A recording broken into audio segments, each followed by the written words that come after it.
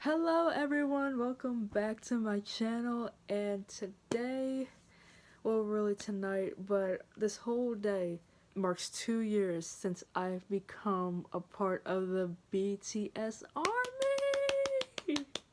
I've been an ARMY for 2 years now, and really like a K-pop fan for 2 years now. More so my reintroduction to K-pop, because of course we all remember Gangnam Style by Psy, but just BTS, looking them up, I remembered so vividly, and here I am now, like still an avid BTS fan, an ARMY, and oh my, it's been 2 years for me, 2 years, and just, oh my gosh, like, I cannot believe, oh my gosh, like, I almost can't believe it. Now, I know to some of you it's just like, okay, it's been 2 years since you've become a fan, okay, but it means so much to me because I don't think I've ever genuinely loved an artist, like a boy group, let alone like an artist, as much as I loved BTS, because everything that they do, from their songs to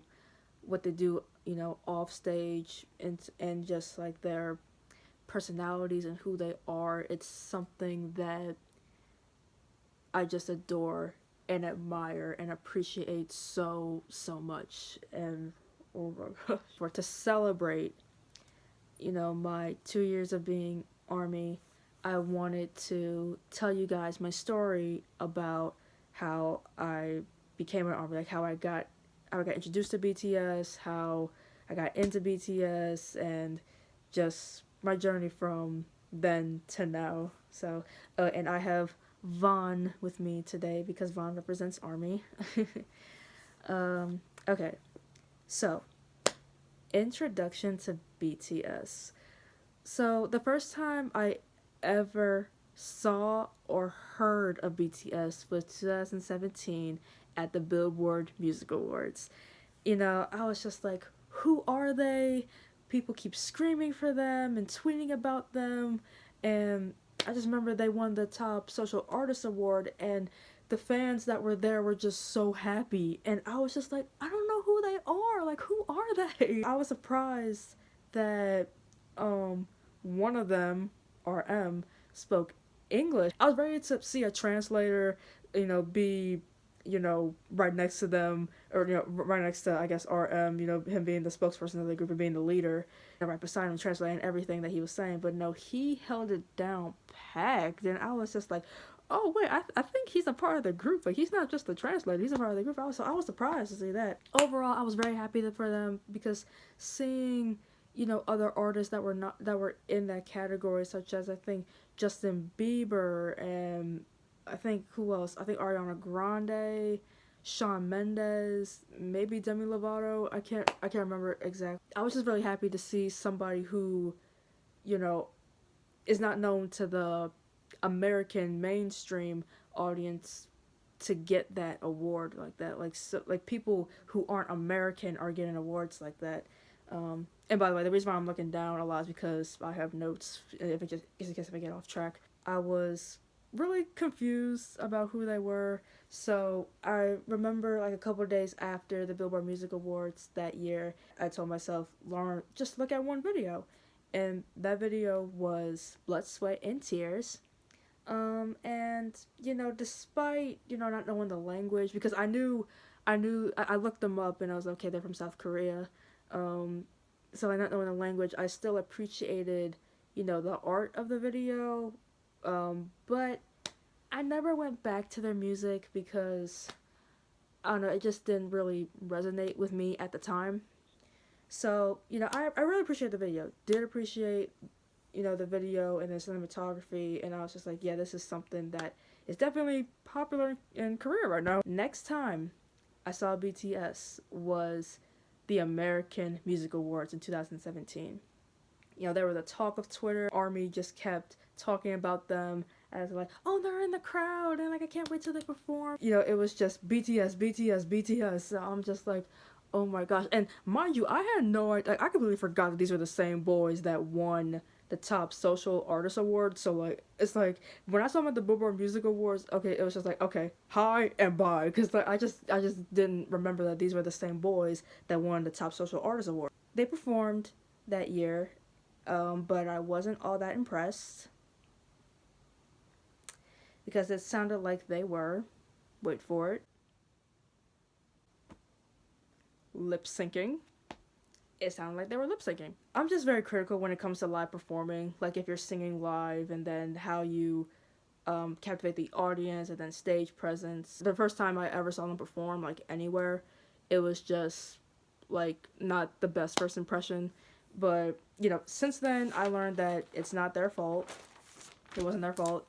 The people of the AMAs, like the producers, they're trying to reduce the volume so that, because it was crazy in there, like Army that was in there, they were screaming so loud for them. And yeah, so it was just trying to reduce the volume so that it wouldn't like mess with like the microphones for people that were watching like at home. But I will say that just seeing them perform like that, like them once again, like not American artists, not Western artists, people who came from across the world to be on a stage like that, like I did appreciate it for that fact. And that one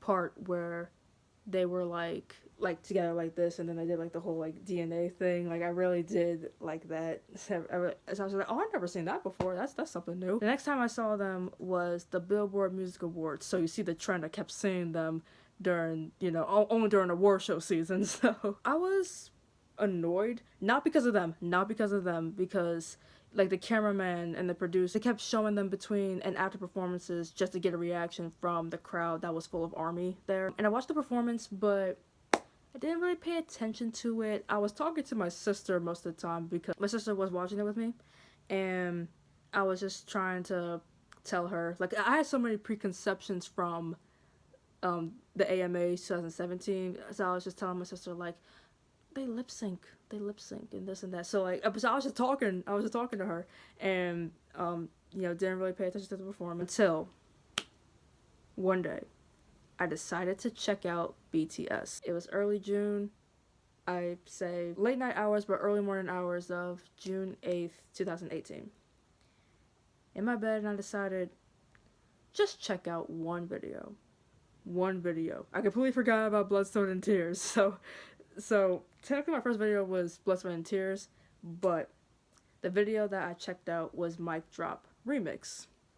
And I checked out Mic Drop Remix because I thought that was the song that they performed at the Billboard Music Awards. Again, I did not pay attention to the performance. I know that the song that they performed was Fake Love because they're promoting Love Yourself Tear. I watched Mic Drop Remix, and my first impression was I like the song.